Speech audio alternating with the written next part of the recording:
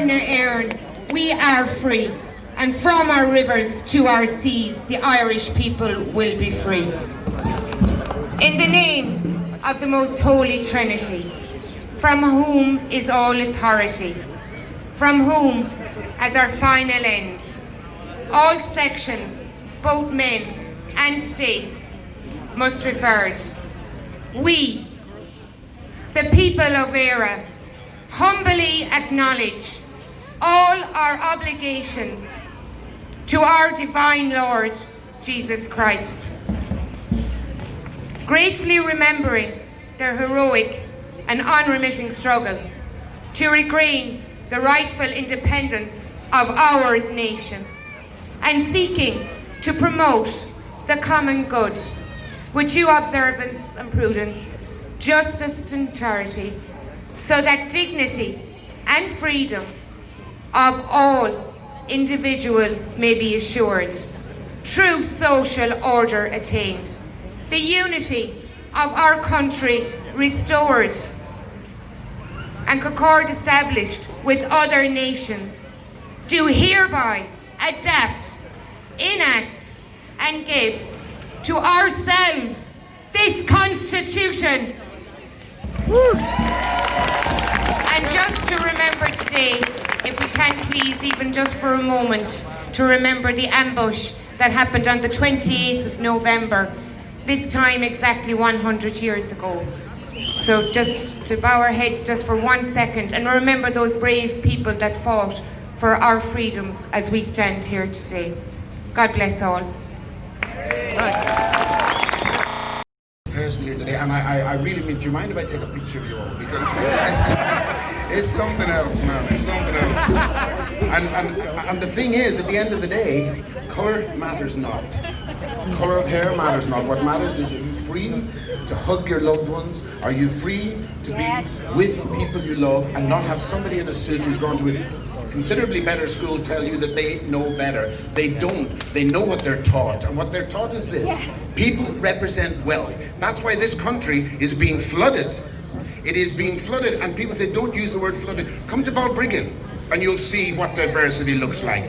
Gangs roaming all around towns in Ireland, and these are not Irish lads, these are people from other countries, and we've always welcomed people from other countries. The Irish are the most generous in the world, but there comes a point where you have to say, enough is enough. You cannot do this to the Irish people, and they tell you that you don't see it on RT, you don't read it in the Times, nobody will report on it. Why? Because it's part of the plan, because the banks that are behind the European bureaucrats want one thing and one thing only, and that is new consumers, so they can sell more shit to them. We wised up, we stopped buying it, but that's what this is about. And every person that comes to this country, whether they work, contribute or not, will spend the money they get here. It might be dole money, it might be wages, but in their minds, more people is better. Forget your culture, forget your customs, and that is not good enough. So all of you being here today is an incredible thing, and it's a beautiful sight to see, and I really, really thank you all for coming, and I thank Herman from the Freedom Party.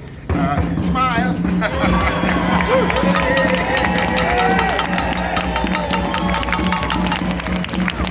Fantastic.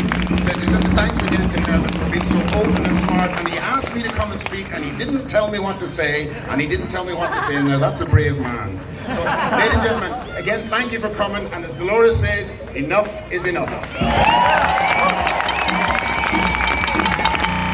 We've got lots of con artists, but the Irish Freedom Party, we've now got a proper artist, ladies and gentlemen, Mr. Kevin Sharkey. Give him one.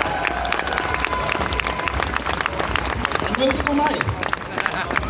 Kevin O'Harkey, cross the lab, Dridge the Vela, was Nabi a Canch. And to those of you who don't understand Irish, and I'm sure a lot of you do, that means Kevin Sharkey, sit down, stop talking, and I didn't. And I never have, and I never will, because I was born, my mother is from Dublin. I was born in Dublin, and I was born in the Mother and Babies Home in Dublin. And Michael D. Higgins should be marched out of Ars Neutron for what he has just done to the Irish people. My mother gave birth to me, and she gave birth to me, and she was treated very badly by the nuns in the home. And she was told after 6 weeks, when she came back to see me one day, he's gone to a better place. My mother wept and she said, but I didn't want you to give away my son. And they told her, go on about your business. I didn't see that woman for 37 years before I found her. And Michael D. Higgins has just allowed not just the records of the people who sold children to the Americans, red hair and green eyes were the most popular, but those they couldn't sell, such as me, now there wasn't a big call for black babies in 1961, but I'll tell you this, what they did do was they allowed me to be vaccinated. They were paid to test vaccinations on all of us, and that's why they want to seal those records, because the Irish government was culpable in all of that. It was responsible for every single child who was abused through that system. It was sanctioned by the Irish government, and sealing those records is a sin. And I'm not a great believer in sin, because some of the people who talk to me about sin were the biggest sinners I've ever met. Now, where I grew up in Donegal was a very small fishing village. I was the only black kid in the village. Now, you might expect that would make me somebody who's picked on, somebody who wasn't treated well. The opposite was the case. What I experienced was real Irish hospitality, real Irish love. They didn't look at me as an outsider, they brought me inside. They were good people and they are still good people. And I've watched over the years Irish people being silenced, being told, wait, be quiet, go to the back of the queue. My mother, if she had made a pot of stew and walked past us with empty plates and went next door to feed the kids next door, she'd have been in the mental hospital on Monday morning. And that's what's happening in this country right now. Irish people are being told, you don't matter. We have a program here, which means you are end of the queue. You're at the back of the system. So don't let anybody tell you, because you're proud to be Irish, that makes you a racist. That's bullshit. Bullshit.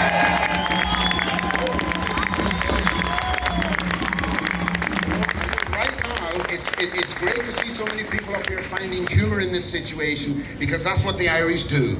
They find a way to look on the bright side of things, but right now it is very, very dark. I went recently to a few different places around Europe, and what I saw was the destruction, not just of working class people, but working class dreams, ideals. The multinational companies at the moment are all open. They're doing great business. The stock market is through the roof. So when people tell you about the destruction of the economies, no, they're telling you about the destruction of your job, your future, and your children, because the multinationals are thriving. They're making a fortune right now, and nobody, not one journalist in this country, not one reporter, nobody in RT, and I'm ashamed to say I once worked for that crowd, not one of them is asking the intelligent questions. And for me, life is a strange thing. You find yourself in all sorts of strange situations, but to be sharing a stage with Dolores Cahill, one of the most beautiful, brilliant women we have in this country today, is an honor. This woman is a legend. In years to come, they will have her on the staff, they'll put her on money, and they should do, because she's one of the few people in this country who's standing up, not just telling the truth, but telling it from a point of authority, and she should be listened to. They should have her on RTE every single night, and the fact that they don't is a disgrace, and shame on you, RTE. Shame on you.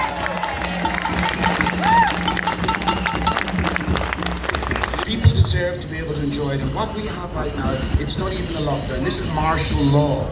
You can call it what you want. This is martial law. And I have a friend, he's a very good friend. His mother is in a nursing home now. She's an old lady and she's got Alzheimer's. Every evening she cries because her son hasn't been to see her. And the nurse explains to her, there's COVID-19, there's the coronavirus, and she settles down. But the next day, she's forgotten. So she goes through this pain every day. She thinks they've abandoned her. She thinks that their children have abandoned her after a lifetime of looking after her. And that's the blood that these people have on their hands, and they do. And Dr. Varadkar, he's supposed to know better. He's a doctor. If he doesn't know, then he should know. So is it ignorance or is it malevolence? Because at this stage it's starting to look like this is intended. This is actually about destroying your freedoms, and that's why I joined the Irish Freedom Party, because it's one of the few organisations actually standing up for Irish people. And when my sister, I have an adopted family, so all my family was white. But when my sister says what I say, she's shut down. You're a racist. You can't say that. We were brought up to believe that being Irish meant something. I had 37 medals for Irish dancing by the time I was 11, right? I'll tell you, I'm I don't know to this day if I was any good at the Irish dancing, but I'm sure half the times they thought, would you look at the little black fellas and they were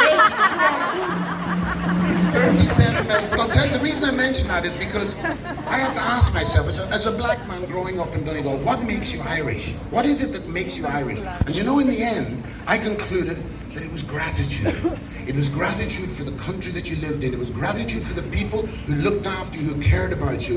And that is now something that is being turned into something very, very ugly. If you don't support the European dream, if you don't support your rights being taken away for your fishing, look at Killybegs, one of the greatest fishing ports in Ireland, possibly in the world, and now it's a husk because of what they've done to the economy, what they've done to the fishing economy, what they've done to the people of Ireland, and you're expected to sit back and take it. Well, as Dolores says, enough is enough.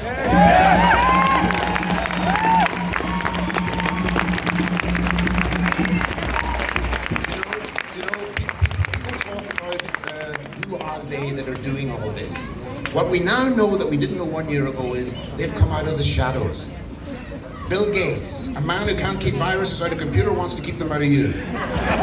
Look, Michael D. Higgins, possibly the only man ever to fly on Ryanair and not complain about the legroom. That man has serious questions to answer, not just about his time at this, as the scout leader of Ireland, but he needs to be questioned about what he did and what he didn't do while all of the abuse that was going on in those places. The mother and baby's home, this one thing which they have swept under the rug, it's not going to go away, and it shouldn't be allowed to go away. Who's going to be alive in 75 years? And the reason that they've all come together to do this, and what's happening to us right now, is that protesters were getting louder and louder and louder and louder, and they were saying, no, we do not like this, we will not stand for this, and we will not let people take our freedoms away from us. So that's why this is happening. You look, where are the protesters in Paris now? Gone. Where are the protesters in Hong Kong? Gone. So this pandemic, and there is no pandemic, by the way, it's bullshit. There is no pandemic. This is just a cover for taking away your freedoms and putting you back in your place. And you cannot let that happen. And you cannot let this small group of people, and they're a very, very small group of people, and they are scared because they know that if the penny drops, they will be torn limb from limb. Yeah. There's far more of us than there is of them.